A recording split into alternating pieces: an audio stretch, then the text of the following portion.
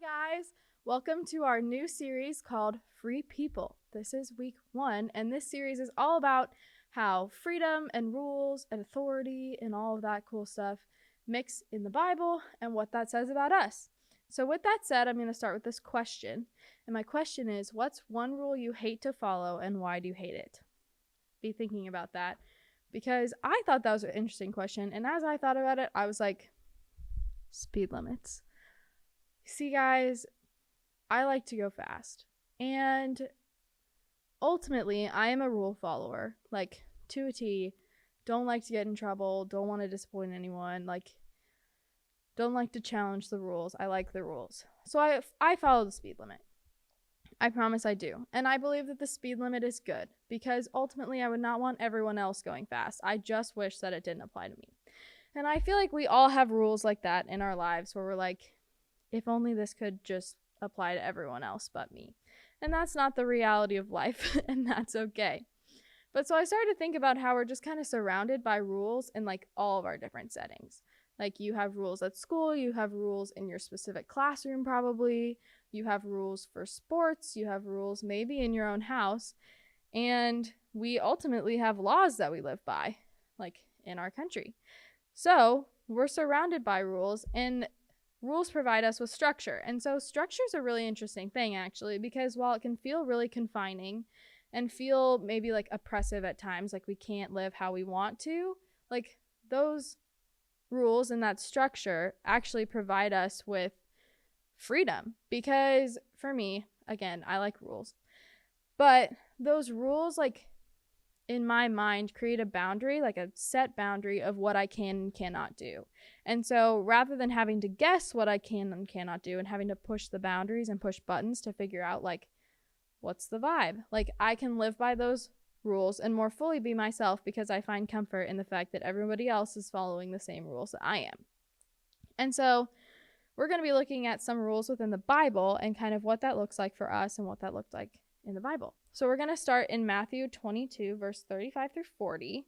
And then we're going to hop into Exodus. And we'll be spending a lot of time in Exodus during this series because it's a great story about some free people. So anyway, Matthew 22, 35 through 40 says, "One of them, an expert in the law, tested him with this question, 'Teacher, which is the greatest commandment in the law?' Jesus replied, 'Love the Lord your God with all your heart and with all your soul and with all your mind. This is the first and greatest commandment. And the second is like it. Love your neighbor as yourself. All the law and the prophets hang on these 2 commandments.'" So, in my Bible, this section is titled The Greatest Commandment. And Jesus says that within this verse. But these rules of loving our God and loving our neighbor are really set in place so that we can put God's word into action, right? So loving him and loving each other is how we put what we learn in the Bible kind of into the world and how we truly be the hands and feet of God. And so these rules help us to more easily love ourselves, more easily and more clearly love each other and love God, because we are based in this freedom of knowing what we are called to do and what others are going to do as well. So we're all called to the same law, we're all called to the same commandment, and we can find comfort in the fact that other people are doing this as well. So now we're going to jump into Exodus, and we're going to be talking about just the many rules in Exodus. There's rules regarding Passover, there's rules about like the tabernacle. So much of Exodus, multiple chapters of Exodus, are talking about specific instructions, specific rules as to how the tabernacle should be built and what's supposed to go on in the tabernacle, who can go where and who can do what within the tabernacle. And then most commonly known are obviously the 10 Commandments. And so I'm going to quickly go through those 10 Commandments just to refresh your memory because we don't all have them all memorized. But they go like this. So number 1 is, "You shall have no other gods before me." 2 is, "You shall not make idols." 3 is, "You shall not take the name of the Lord in vain." 4 is, "Remember the Sabbath and keep it holy." 5 is, "Honor your father and mother." 6 is, "You shall not kill." 7 is, "You shall not commit adultery." 8 is, "You shall not steal." 9 is, "You shall not bear false witness against your neighbor." And 10 is, "You shall not covet." So that seems like a lot. And I feel like when we read these, like we see big words like murder and steal and adultery and all these big words. And it kind of feels like that's kind of a heavy rule. And Yes, it is. But ultimately, these rules are there because they give us more instructions and give us boundaries as to how to best love God and how to best love one another. Because, like, murder isn't love. You know? You see what I'm saying? So, these rules, while they feel very big and scary, I think at times, like, they're there so that we can best live out those greatest commandments in Matthew and best love each other and best love ourselves and best love our neighbors. So also it's interesting, just to throw a little college knowledge at you. That rhymed. That was so fun. Anyway, these laws are called apodictic laws. And so essentially they're basic core elements.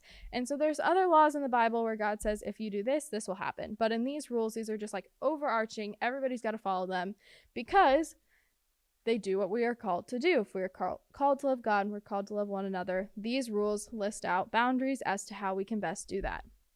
And then more in the Bible, there gets more in depth into those rules, and we find out even more specifically how to best live that out. And so we are set free because we have these parameters within how we can freely act.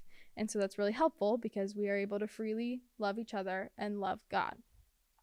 So the takeaway for this whole lesson is that God's laws can set us free to not only love ourselves and to love God, but also to love each other. And that the big idea for today is that the right rules can set us free. So be thinking about different rules that are in your life, maybe in your house, in your school, in your sports, that give you freedom to do other things and give you freedom maybe to love others and to love God and yourself even better. Hope to see you soon. Bye, guys.